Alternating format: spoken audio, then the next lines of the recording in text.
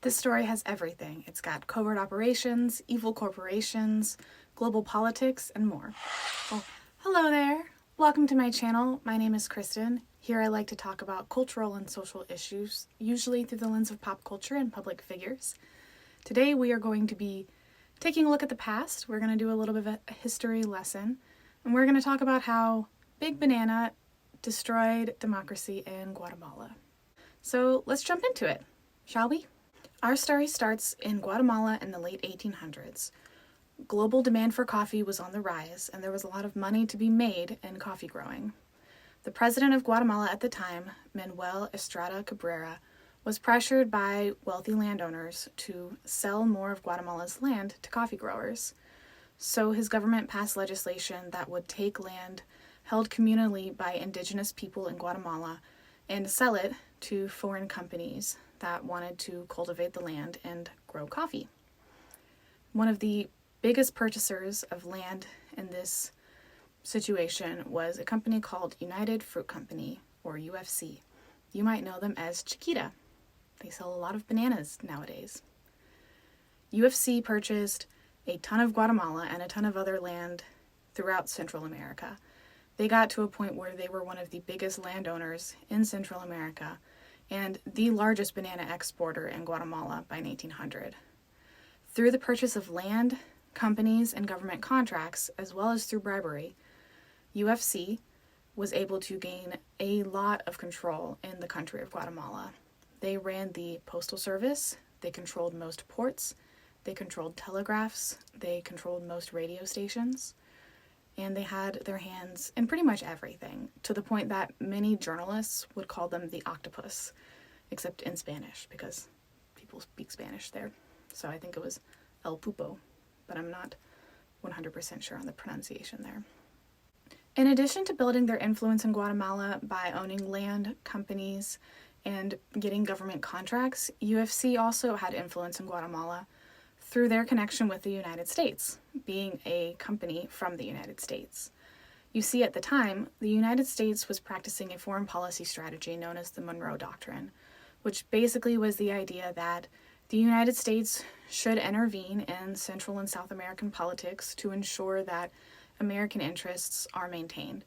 They wanted to make sure that the United States had access to the resources and markets of South and Central America. So under the Monroe Doctrine, the United States was invested in the success of companies like UFC in Guatemala. So the United States was able to dictate a lot of Guatemalan financial policies to be in favor of UFC. However, the government of Guatemala was overthrown. The next president would be Jorge Ubico, and he allied himself closely with the United States, wanting to have their support like the previous president. Ubico was incredibly brutal. He instituted a policy which required men of working age to do minimum of 100 days of forced labor every single year. And he also allowed for landowners to do pretty much anything they wanted to their workers, up to and including executing workers who were not behaving the way they wanted to. Ubico was a very harsh president. By 1930, UFC had been the largest landowner and largest employer in Guatemala for years, but they wanted to get even bigger. So with the help of their lawyer, John Foster Dulles, whose name will come up later, they negotiated with Guatemala to get even better contracts. So out of those negotiations, President Ubico ended up giving UFC 500,000 acres of public land, exemptions from all taxes, and a promise to not give any competing companies any contracts. So I don't really know what exactly Guatemala got out of the deal, aside from Ubico getting them to promise to cap daily worker wages at 50 cents, because he wanted workers who work for other companies to have less bargaining power when it came to trying to get better wages. So that was a pretty bad deal, in my opinion. But yeah. Needless to say, after Ubico's really horrible, harsh policies for years, and then now this giving away of land, capping of wages, and more, things weren't going so great in Guatemala, and there was a popular uprising in 1944. They succeeded in getting Ubico out of power, and then held mostly free elections and elected a new president. The president they elected was Juan Jose Arevalo, and he did a few good things, including instituting a minimum wage and creating state-run farms that could employ landless workers. He also did some not great things. He criminalized unionizing in workplaces of less than 500 people. He cracked down pretty harshly on the Communist Party, and he refused to consider any kind of land reform. So, during the next election, he did not win. The next president who would be elected was Jacobo Arbenz. He would implement more labor reforms, just like his predecessor. He made it legal for workers to strike, among other changes. All of his reforms were quite moderate and within the capitalist existing legal framework. He wasn't trying to rewrite their constitution or create a communist state. The biggest thing that he did, in my opinion, was Decree 900, which he actually wrote himself with the help of economists and other experts. This decree was basically a plan to try to get some of the unused land in Guatemala and give it to poor landless farmers who could farm the land, make some food for themselves, and also to sell. It was actually a really awesome plan. So what the decree stated basically was that any parcel of land that was over a certain size, over 673 acres, and also uncultivated, would be taken by the government in exchange for government bonds to be given to whoever owns the land, and then the land would be distributed. And there was also a plan for parcels smaller than 673 acres. If less than 2/3 of the land was being cultivated, they would also fall into this bucket. So the plan was to basically buy back land that was not being used and give it to people who would use it. Out of 350,000 private landowning pieces, only 1,710 would be affected by Decree 900. UFC was one of the biggest people hit by this. They owned 550,000 acres of land, and they were only cultivating 15% of this. So the rest of the hundreds of thousands of acres of land that they owned were just sitting there, unable to be used by anybody, because they were saving it for themselves for whenever they felt like using it, I guess. So obviously, UFC didn't really like the idea for Decree 900, because they knew a lot of the land that they had that they were saving for later was going to be taken in exchange for money and redistributed. So they didn't like this idea. Decree 900 was passed in 1952, and by 1953, 200,000 acres of land had been taken and given to poor people to farm. The first 200,000 acres was taken in exchange for $2.99 USD per acre, which was double what UFC had actually paid for it. And the next 200,000 acres that would be taken, the plan was to compensate UFC with the value that UFC declared on their tax statements. So they would be paying UFC what UFC claimed the land was worth. This should be fine, right? Well, it wasn't, because UFC had severely undervalued their land on their taxes because they wanted to pay less taxes. So that meant UFC would be getting way less than what they considered the value of the land to be. But that's what you get when you try to cheat on your taxes and you undervalue your property. So, whatever.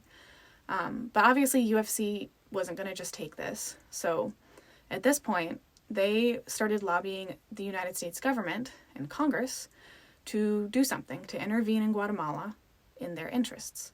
And as I already stated at the beginning, right now, the United States is following what's called the Monroe Doctrine, wherein they feel perfectly fine intervening in the business of other countries when it comes to protecting American economic interests. Before I go any further, I do want to point out that this policy was working. By June of 1954, 500,000 Guatemalan citizens, which is around 1/6 of the Guatemalan population, received land through Decree 900. And they had increased agriculture productivity, they had an increase in the amount of cultivated land, they had an increase in purchase of agricultural machines, and they had a raised standard of living for thousands upon thousands of families. This was a good idea. The government was just basically saying, we're not going to waste this land for some other random company's economic interests when we have people who need it. And so it was a good policy for the Guatemalan people. It just wasn't a good policy for UFC and therefore the United States. When Eisenhower began his presidency in 1953, UFC was able to increase their lobbying with the United States government to do something about Guatemala. You see, Eisenhower had appointed John Foster Dulles, the lawyer who helped UFC negotiate its contract with Guatemala a while back, as the Secretary of State. And his brother, Alan Dulles, who also used to work for UFC and sat on its board of directors, was the head of the CIA. Eisenhower's personal secretary was married to the PR guy, the head PR guy at UFC. And the U.S. ambassador to the United Nations had a bunch of stock in UFC. If you look, there are more and more connections between leaders in the United States government and the United Fruit Company, which would indicate why the U.S. government was so interested in the success of the United Fruit Company. So the PR campaign was really intense. With John Foster Dulles' help, UFC was able to paint themselves as the victim of the evil communist Guatemalan state who was taking their land away. And they were successful. They petitioned phony research papers and spent literally $500,000 to just create this campaign of misinformation that would convince the American people and American leaders, such as congresspeople, that Guatemala was a communist state and they were evil and they were going to do bad things because it was the height of the Cold War. People really hated communism. And if you wanted to overthrow a government, the best way to get people on your side was to convince them that the government was communist. So that's what they did. And they succeeded. They got the United States on board with taking out the Guatemalan government. It's actually kind of infuriating when you think about the way UFC was able to paint Guatemala as this evil communist boogeyman who was trying to take away UFC's land, when really Guatemala was just a democratic country that wanted to take unused land and let poor farmers farm it and pay UFC in exchange for the land. They literally wanted to buy unused land from UFC because they wanted to help improve the lives of their people. And UFC made it look like they were some evil communist boogeyman. It's actually pretty wild because I don't know if you can tell here, but UFC is like the obvious bad guy. Like they were exploiting the Guatemalan people like nobody's business.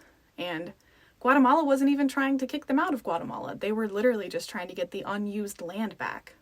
Like what? So it's kind of maddening, honestly, the fact that it worked. But the CIA had been planning to overthrow Jacobo Arbenz since 1952. They had gone so far as to identify who their coup leader would be, and they paid him a bunch of money, gave him weapons and supplies, and set him up to keep a small army trained and ready to go until they were ready to, pull the trigger on their coup. Their coup leader of choice was ex-Guatemalan army officer and exile of Guatemala, Carlos Castillo Armas. In 1953, President Eisenhower authorized Operation PB Success, which was a CIA operation to overthrow President Jacobo Arbenz, the leader of Guatemala. They budgeted $2.7 million for psychological warfare and political action. So they basically gave Castillo Arbenz a bunch of money to recruit mercenaries and set them up with training camps in Nicaragua and Honduras, provided weapons, provided money, provided bombers, and also the CIA themselves trained around 1,700 troops, as well as thousands of reserves. So they got super duper ready for a military coup, and they did this in a way that was like secret, but like not actually secret. They wanted the Guatemalan public and Guatemalan leaders to be aware of the fact that there was a coup coming and to feel like it was a done deal. They wanted everybody to feel helpless and like they couldn't stop it. They wanted it to feel like it was already over with, so they should just accept it. That was like the psychological warfare component of everything. While preparations for the coup were being made, the US government made many statements denouncing Guatemala as being infiltrated by communists, and they talked a whole lot about communism in South America and Central America and how dangerous communism is and how communism's bad and we need to get rid of it. And everybody pretty much knew they were talking about Guatemala when they did this, but they didn't necessarily say Guatemala. And so as they kind of told everyone Guatemala is a communist, because they wanted to have a reason to justify attacking them, they also were not selling any arms to Guatemala. So they hadn't sold any arms to Guatemala since 1951. And Guatemala was getting pretty desperate because, again, they started to be aware of the fact that America was thinking about having a coup. So they tried to purchase arms from countries like Canada and Germany, but the United States blocked all of those purchases. So getting to a point of desperation where they really needed arms to defend themselves, Guatemala purchased weapons from Czechoslovakia, a Soviet bloc country. And this would actually be the first time a Soviet bloc country had shipped weapons to the Americas, like at all, in the Cold War. So this was a pretty big deal. And the CIA used this to say, like, see, there are communists in Guatemala. The Soviets, they're in Guatemala. And they used this as their, kind of trigger, final straw to justify starting the coup. So the first stage of the coup, aside from training everybody, was the psychological warfare, or what they dubbed the nerve war against individuals. The nerve war against individuals involved identifying anybody who might be a loyalist to the existing government or in any way opposed to the coup and targeting them psychologically. They would send them death threats, they sent them little tiny coffins in the mail, they sent them bombs that weren't actually functional, and they sent them hangman's nooses. So they really tried to make them afraid of the coming coup and of speaking out against it. They also had a radio station that they called the Voice of Liberation, and it was led by two Guatemalan exiles who lived in Miami, who claimed to be operating from the jungles of Guatemala, and they would basically paint the Guatemalan government as this evil communist state that people needed to free themselves from. And they talked a lot of trash, basically, about the Guatemalan government and how bad it was and how communist it was. And they preached that, liberation needed to happen. And they would do 2-hour broadcasts twice a day, every single day. And with the help of the CIA, their transmitting power allowed them to be heard in the capital and in other places in Guatemala. So the CIA is really who was making this radio station happen, even though it was run by 2 ex-Guatemalan citizens. They were doing it with the backing of the CIA, and because the CIA wanted them to. They also instituted a naval blockade of Guatemala's port after the shipment of Czechoslovakian weapons arrived, and they were flying planes over the Guatemalan capital and dropping pamphlets that were anti-government and saying people should support the coup and, that the government was communist and bad. And so the psychological warfare component did most of the heavy lifting here. So in June of 1954, Castillo Armas's forces attacked Guatemala's capital, and they also had the help of CIA plane bombers, which is fun. Armas's forces didn't do all that great in their attack. However, the backing of the United States in the form of the CIA plane bombers and just the general fear of United States invasion, plus all the demoralizing that had been done through the psychological warfare, led to the people of Guatemala and the Guatemalan army kind of just, succumbing to everything and letting it happen. And so the President Arbenz, resigned after about 10 days, I think, of the attack happening. Castillo Armas became president 10 days after Arbenz resigned, and he became an authoritarian leader pretty immediately. He outlawed any opposing political parties, he put political opponents in prison, and he tortured them. He rolled back all labor reforms that had been created since, the original revolution. And he basically, his presidency kicked off about 40 years of wars between revolutionaries who sought to free Guatemala from the influence of external forces such as UFC and the United States, and then the authoritarian leaders backed by UFC and the United States. What happened with Arbenz being deposed by Castillo Armas really did kick off the end of democracy in Guatemala. And that's the story of how Big Banana destroyed democracy in Guatemala. The CIA never did find any evidence that the Soviets were involved in Guatemala at all. Despite searching Arbenz-era documents, they could never find any evidence to support that. So, the Soviets weren't involved. This wasn't about the Cold War and communism. It was about a banana company and some American leaders' financial interests, which really blows. So what's the moral of the story here? Why am I telling you this pretty depressing story of Guatemalan history and U.S. intervention in it? Well, I'm telling you this because what you were taught in history class was most likely either a lie or a very selective retelling of the truth. I personally don't remember being taught about the United States backing military coups in other countries as a part of their noble war against communism. I wasn't taught that. I don't know about you. I definitely didn't learn that a lot of the military coups sponsored by the United States were motivated less by an opposition to the Soviet Union and more by the financial interests of specific American leaders. People, even at the time, weren't told that. They couldn't exactly come out and say, hey, we want to overthrow the Guatemalan government because they're instituting policies that aren't very good for our financial interests. Right? They had to make up something about communism. So, I just want to encourage you to do your own research. I want to encourage you to question historical narratives that you've been taught, especially about who are the good guys and who are the bad guys, because the people that you were taught are the good guys of history. If you are an American person, it's very likely that those people weren't actually especially good. In general, you can't simplify history into good guys versus bad guys anyway, but a lot of our educational system tried to do just that, and it was to the detriment of our understanding of history and what actually happened.